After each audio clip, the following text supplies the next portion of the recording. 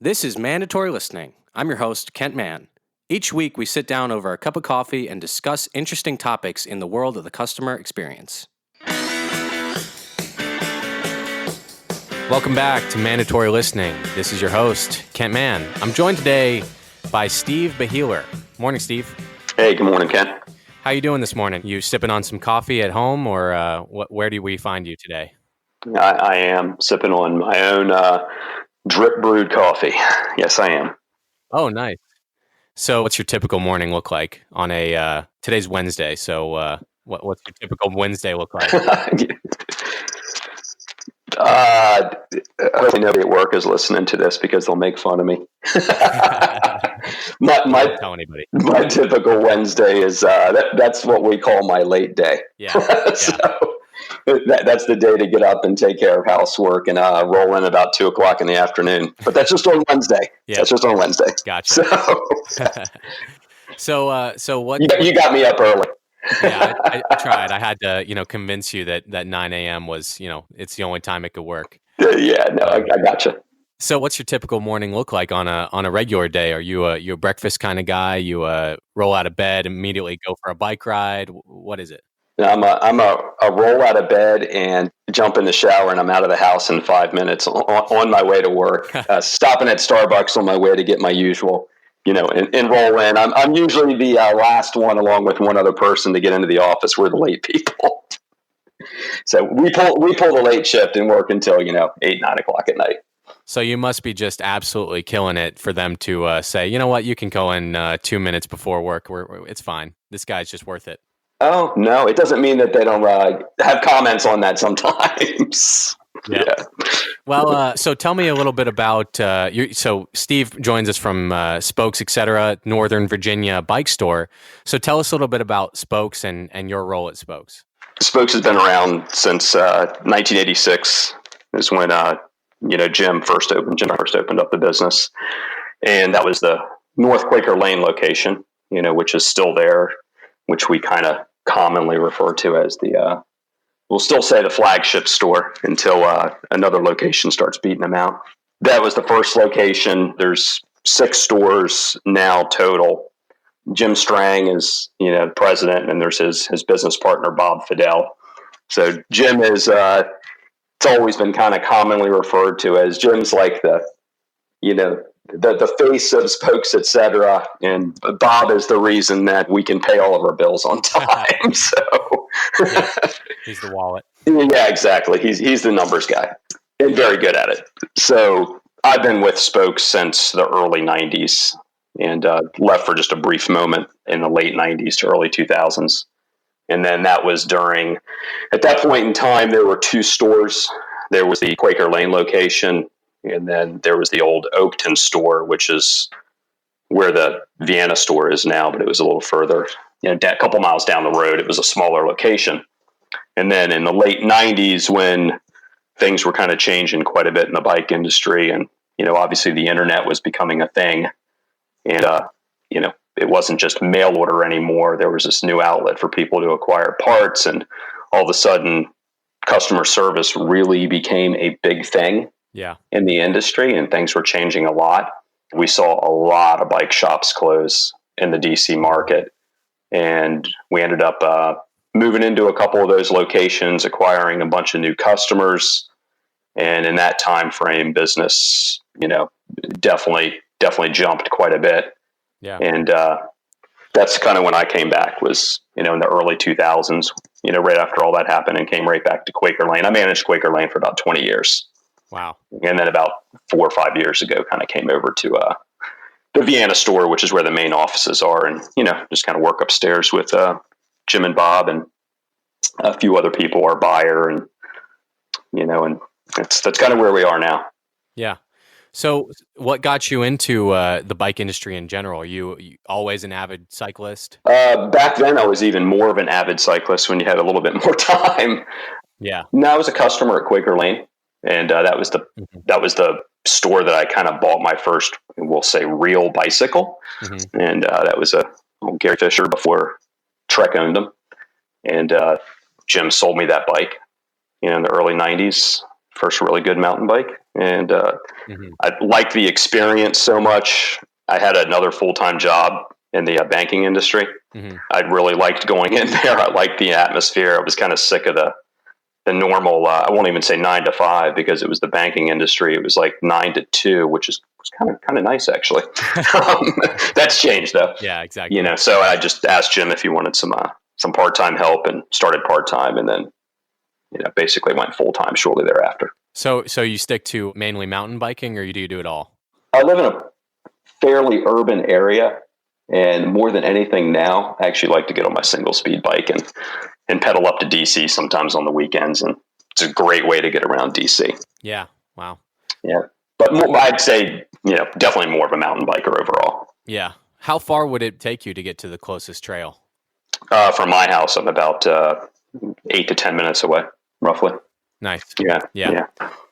Well, cool. So the reason we wanted to initially reach out to you to get you on the podcast is because when we talked to Dave Hansen at our Interbike podcast, he mentioned Net Promoter Score and just how much it had impacted his business. And he really had a unique perspective on getting a gauge of how a customer would rate their interaction right after they leave your store. So if we could just spend some time really quick, just for anyone who doesn't know what Net Promoter Score is or what the purpose of it is, can you just give a brief summary of what it means to you? I guess in the simplest of terms, it's just a really easy way to get feedback, from your customer, Yeah. after their experience with shopping with you. And it's a program, right? Mm-hmm. Yeah.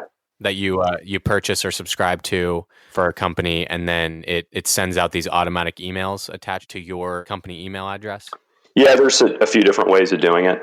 SurveyMonkey is one of them. It's what we used to use previously.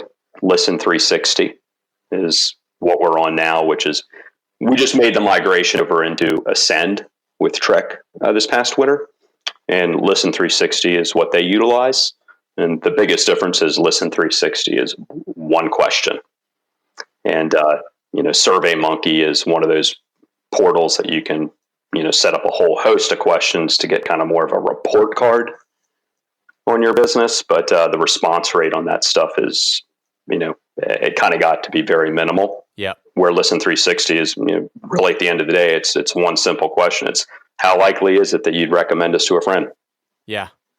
So that's really the most important part. So when you were using SurveyMonkey, what would that look like? What were the questions? How quickly would they send it out to a customer? And were your employees really incentivized to get those emails from your customers in order to send out that survey?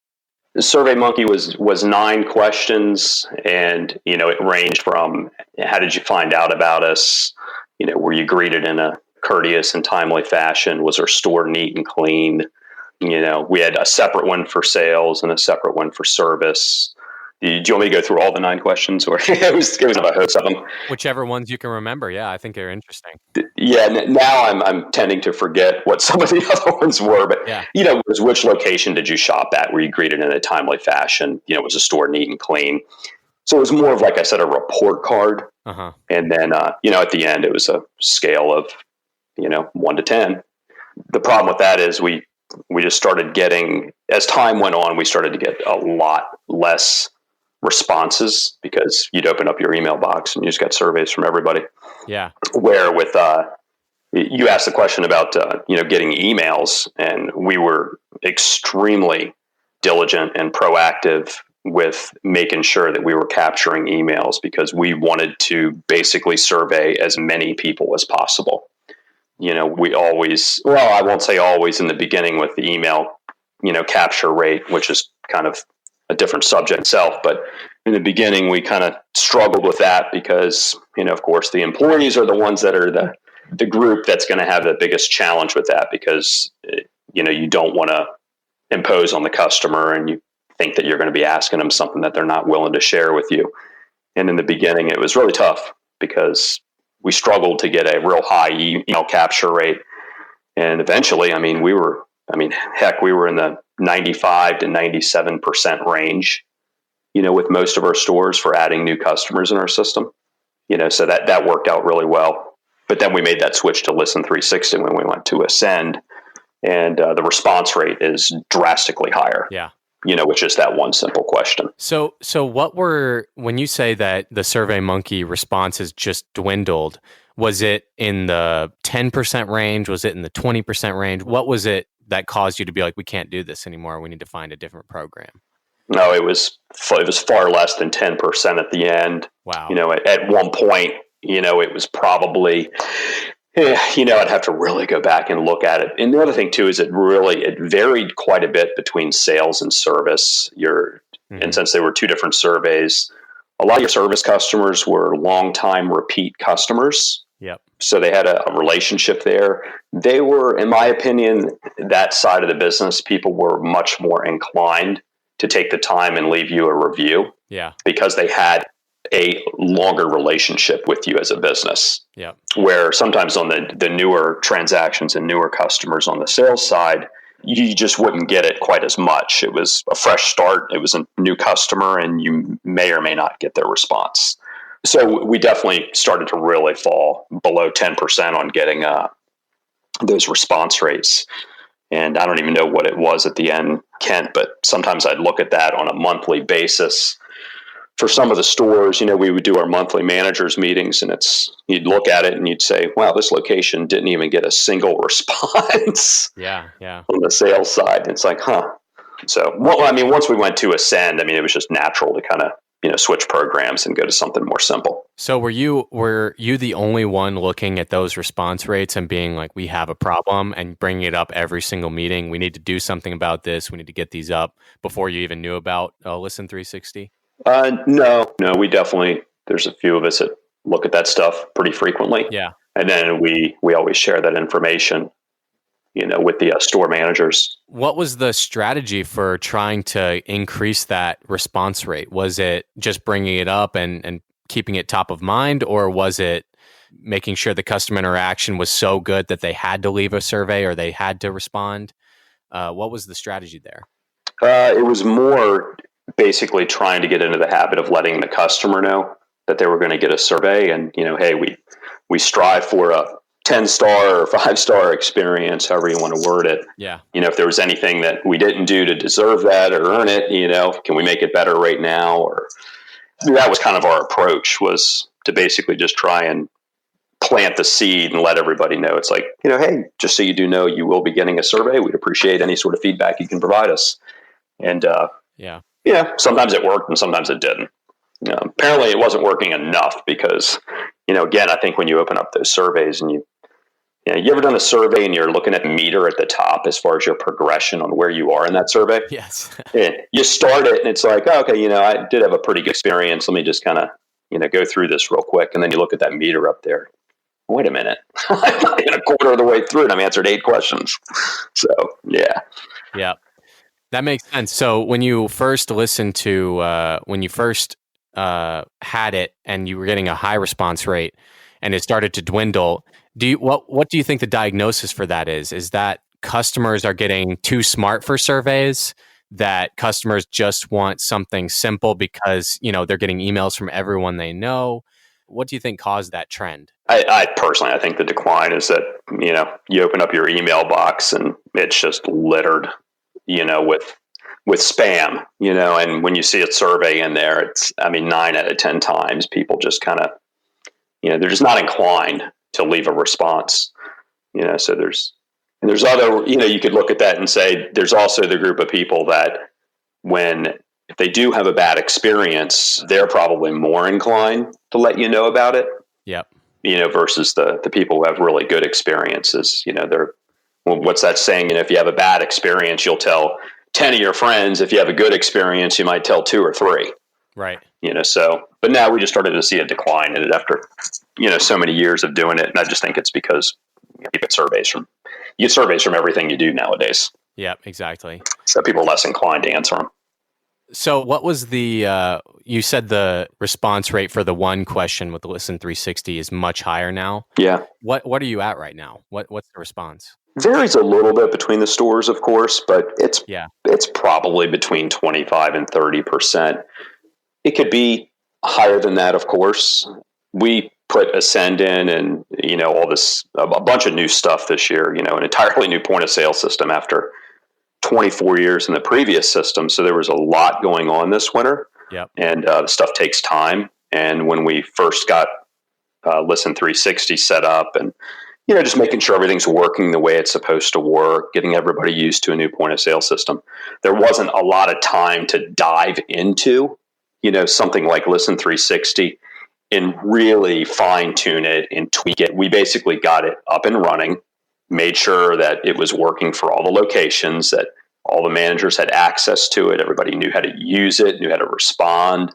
But there's a bunch of tools within Listen 360, that you can put in there as far as planting coupons for answering your surveys, that type of stuff, which we'll work on after we get through this summer. Yeah. And tweak it a little bit more, which, I guarantee you will probably increase that rate a little bit as well. So what could you, within that program, can you influence the question itself, or is it always how likely are you to return or promote us, basically?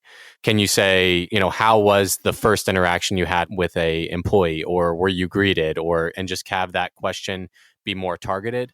Actually, you know what, Kent? That's a good question. I never even really looked at that. I know it's set up with the kind of like that standardized question, which is how likely is it that you would recommend us to a friend or a business associate? Right. But I think that's their general question that they use across that platform. Yeah.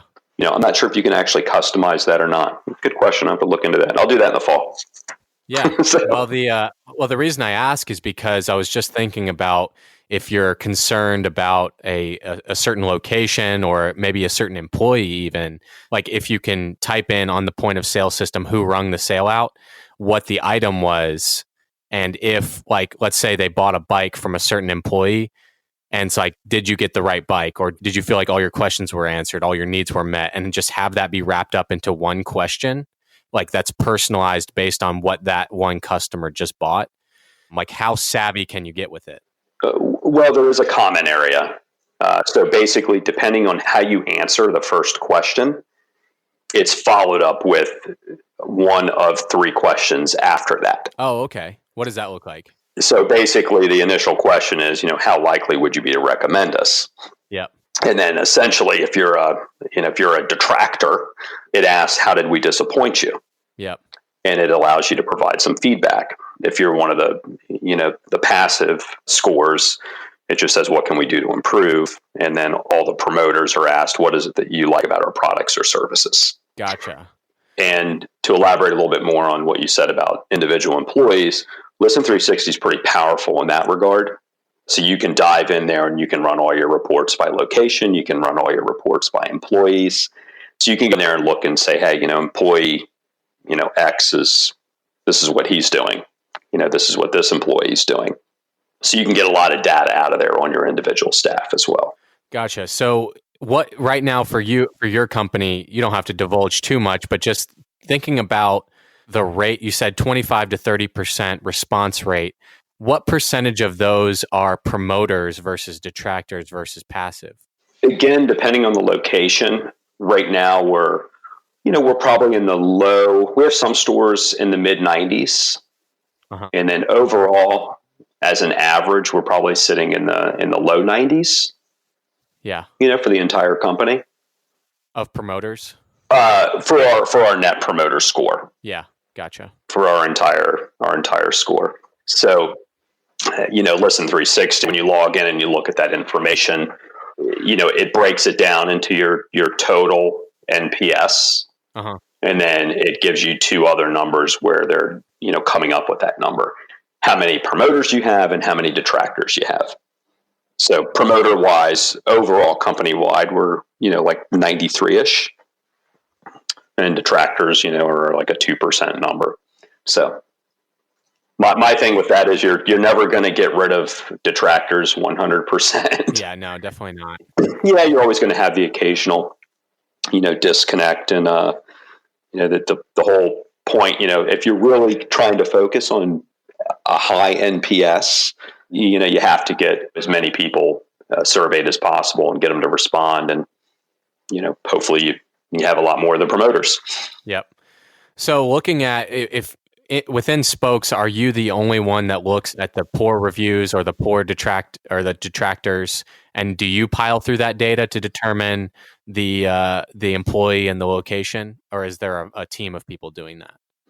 No, there's a team of us. I mean, all the store managers have access to it, and they all are very familiar with how the portal works. Yeah. So they're all set up to get. Fortunately, they were kind enough to agree to this, but I think it's the easiest way to do it as well. But they all set up, text messages. Mm-hmm. So if they do get a detractor, they get a text message to their phone. Mm. And basically, it allows them to just know that they had one come through, and when they get a moment to take a look at it. And we're pretty passionate about trying to respond to those as quickly as possible. Yeah. Which I remember when we first, got Listen 360 set up, and I got, we had a couple, hiccups in the beginning, new point of sale system, a whole bunch going on. That was only natural, and got a couple detractors come through, and literally one would come through, and I'd read it, and I'd pick the phone up, and I'd call the customer because their information's all right there in front of you, and they'd be blown away. I just sent that review in like 5 minutes ago. It's like, no, I'm just sitting here just watching them. Yeah. So I mean, the key thing is, if you respond to them in a timely fashion, a lot of times you can kind of iron out whatever that potential issue may have been. And, it's not like you lost a customer. It's just your customers giving you feedback. Yep, exactly. And that's a good perspective to have, I think. So let's say worst case scenario, you have a really, you get a detractor and it's potentially a bad one through maybe a poor employee interaction. What is the strategy there? Are you going to pull the employee and say, okay, what happened? Or are you going to go first to the customer to get the full story? What's the strategy to improve? Normally, like at a store level, just because the managers are absolutely going to be the most familiar with what's going on in their store, Mm-hmm. They're generally going to obviously read the feedback. Typically, if you get a detractor, you're going to have comments as well. Yep. So that is almost, hand in hand. You read the feedback, reach out to the customer, try to get a little bit more information, on the transaction. And then, of course, you're going to talk to the employee and get the employee side of it as well. And sometimes it's just a disconnect between two people for whatever the reason is. And sometimes it's a legitimate area where we messed up somehow or another. A part didn't get ordered or whatever, and you try your best to smooth it over. But no, we always, when an employee's name is mentioned, or you can go in and look at the transaction, typically you're going to pull that employee to the side and kind of ask them about it as well. So I wasn't too familiar with Net Promoter Score before the Dave Hansen podcast, and just doing my research over the past week, I saw a few articles that were saying that Net Promoter Score is potentially obsolete, that it doesn't give a full scope of the interaction, it doesn't give the employee side of it, and it's outdated and there's a miss, and that it's just a snapshot of the past. And, I wanted to get your perspective on that. Is it something that is quickly going away? There's something else right there on the horizon. There are better programs out there. What's your take on that? The only other program that we ever used for this was SurveyMonkey, which is, we had it set up with, like I said, 9 questions on it. To say that Net Promoter Score is going away, or we should say Net Promoter System is kind of what it's referred to as now.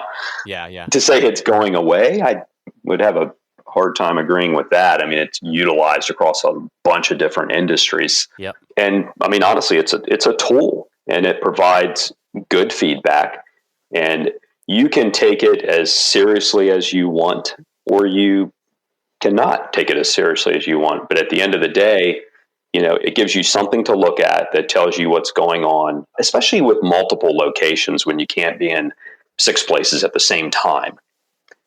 And it kind of tells you what's going on, and it tells the managers what's going on, on all sides of it. And I think it's extremely useful. And I can't think of another way. You remember the old days, so to speak, you'd fill out the little card and drop it in a box. And we used to do that. And, we'd collect all those and we'd go through and sort them out. And, some were funny and some were not so funny because based on what people would write, this is a simple, easy way. I don't think it's going anywhere at all. I mean, Trek's pretty passionate about putting it in their stores. They want to know what's going on in the retail world and how they can better interact with people. And I think everybody should know that. So for anyone listening to this podcast that it has not implemented something like this, whether it be SurveyMonkey or Listen 360 or some way to get a survey out or to get a response from a customer after a transaction, what would you recommend to them? Would you say go out right now and get this and implement some part of this? Or is there other priorities first, and this is just in a perfect world when you have multiple locations and a lot of people? Do you think it's priority number one? Yeah, obviously, everything like this takes, first off, money to set up, and it takes some time to set it up. And we all know that we're tasked every day with a lot of day-to-day stuff, and sometimes it's hard to kind of take the time and set it aside to put something like this in place. But it's not overly expensive. It's not hard to set up, and I would absolutely say it's worth doing. Yeah, is there I think I'm not sure if they have a similar thing to Ascend in different industries. I know, does Ascend also do other industries besides bike? No, not that I know of. I mean, Trek owns Ascend now. Oh, they do? I didn't know that. Yeah, they've owned Ascend for quite some time, and they've got a massive team in place. Huge support team. Yeah. So no, we're happy with it. Well, good. Well, this has been really eye-opening for me personally. Like I said, I'm not too tech savvy, and I certainly don't know every point of sale system out there. So really, really happy you were able to join us on the podcast, and I think our listeners got a lot out of this. I appreciate it. It's fun doing it. Absolutely. So Steve is from Spokes, etc. Go check out their website. It's a beautiful website, and I was really impressed seeing it. Thank you. Even though the ivory tower page was lost in the ether somewhere. was obsolete. Yeah. Maybe again in the future. Yeah, maybe again. Well, thanks, Steve. Yeah. I really appreciate it, man. I can. Thank you. That's it for this episode. If you like what you hear, subscribe and leave a review on our iTunes channel. We'll see you next week.